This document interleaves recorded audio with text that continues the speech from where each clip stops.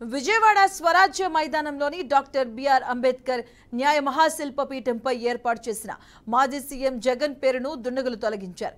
గత ప్రభుత్వ హయాంలో స్వరాజ్య మైదానంలో 125 అడుగుల అంబేద్కర్ విగ్రహాన్ని ఏర్పాటు చేశారు. ఇక విగ్రహ పీఠంపై ఆవిష్కర్త అంటూ అప్పటి సీఎం జగన్ పేరు ఏర్పాటు చేయడం జరిగింది.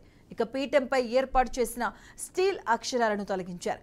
అయితే ఎవరు తొలగించారు, ఎవరు చెబితే తొలగించారు అనే దానిపై స్పష్టత లేదు. దీనిపై వైసీపీ శ్రేణులు ఆందోళన వ్యక్తం చేశారు. స్వరాజ్య మైదానంలో లైట్లు ఆర్పేసి జగన్ పేరు తొలగించారంటూ ఆగ్రహాన్ని వ్యక్తం చేశారు.